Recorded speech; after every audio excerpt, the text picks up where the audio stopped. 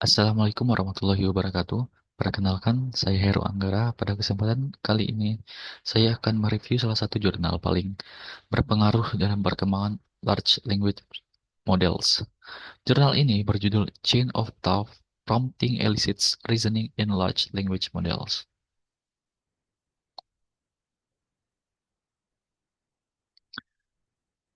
Jurnal ini bukan sembarang publikasi. Paper ini diterbitkan di Neural PS 2022, yang merupakan konferensi AI top tier di dunia. Ditulis oleh tim peneliti dari Google Research, yaitu Brain Team. Fokus utama dari paper ini adalah menjawab pertanyaan besar. Bagaimana cara membuat AI tidak hanya jago ngomong, tapi juga jago berpikir, tanpa harus mengubah arsitektur modelnya sama sekali.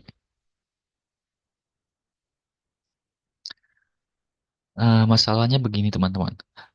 Sebelum paper ini terbit, LLM seperti GPT-3 itu sangat jago dalam memprediksi kata selanjutnya, tapi sangat buruk dalam logika matematika atau soal cerita anak SD.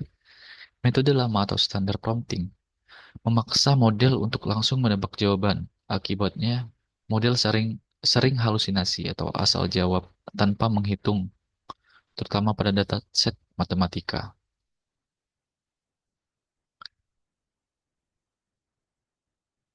Lalu, apa solusinya memperkenalkan sebuah teknik yang disebut Chain of Thought ini atau COT?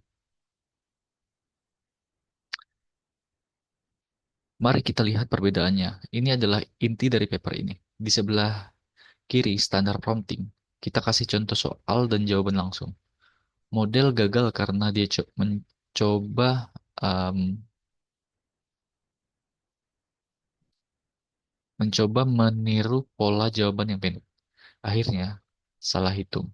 Di sebelah kanan, chain of thought, kita tidak langsung kasih jawaban kita. Kita kasih contoh langkah berpikirnya dulu. Dia punya 23 apel, dipakai 20, sisanya 3. Beli lagi 6, jadi 9.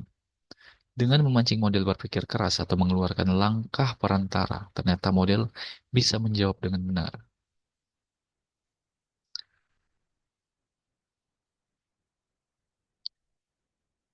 Untuk membuktikan ini bukan kebetulan, peneliti melakukan eksperimen besar-besaran. Mereka menguji teknik ini pada model raksasa mau seperti Lambda, GPT-3, dan PAL, PALM hingga 540 miliar parameter. Mereka juga menguji di berbagai dataset, mulai dari soal cerita matematika, common sense reasoning, hingga logika simbolis.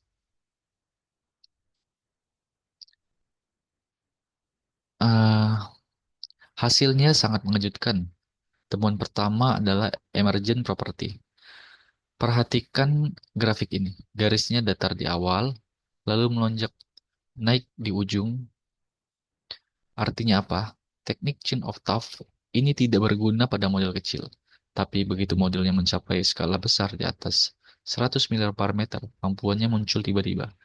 Ini membuktikan bahwa kemampuan reasoning adalah efek samping dari skala model yang besar.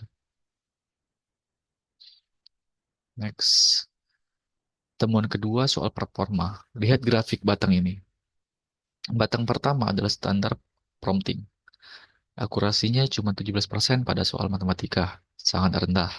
Tapi dengan chain of thought atau di batang tengah, akurasinya melonjak ke 58%. Bahkan teknik ini yang cuma model text prompt hampir menyamai performa GPT-3 yang sudah di fine tune khusus yang ada pada batang abu-abu, yang tentunya jauh lebih mahal biayanya.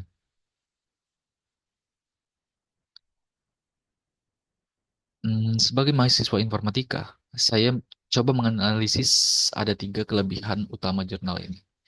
Simplicity, kita tidak perlu coding ulang atau training ulang model yang butuh GPU mahal. Cuma ubah cara nanya atau promptnya. Lalu ada interpretability. Kita jadi tahu kenapa AI jawab A, kalau salah kita tahu salah mikirnya di langkah mana. Lalu ketiga, performance. Membuka potensi zero shot reasoning yang dulunya dianggap mustahil. Lalu kita masuk ke kekurangannya. Tentu tidak sempurna, ada dua kelemahan. Pertama, biaya komputasi, karena model harus ngoce dulu langkah berpikirnya. Token yang dihasilkan lebih banyak. Artinya, biaya API atau waktu komputasi jadi lebih mahal atau lama. Kedua, ada halusinasi logika. Kadang langkah berpikirnya terlihat masuk akal, tapi ada fakta yang salah di tengah jalan. Jadi kita bisa tertipu oleh penjelasan yang terdengar logis, tapi padahal itu salah. Oke, kita masuk ke kesimpulan. Kesimpulannya, paper ini mengajarkan kita bahwa skill is not enough. Memperbesar model saja tidak cukup. Kita perlu memberitahu model bagaimana cara berpikir chain of thought menjadi fondasi bagi AI modern yang kita pakai sekarang, seperti ChatGPT atau Cloud, untuk menyelesaikan masalah kompleks secara bertahap. Oke, sekian saja review jurnal dari saya. Lebih dan kurangnya saya mohon maaf. Saya akhiri presentasi kali ini. Wassalamualaikum warahmatullahi wabarakatuh.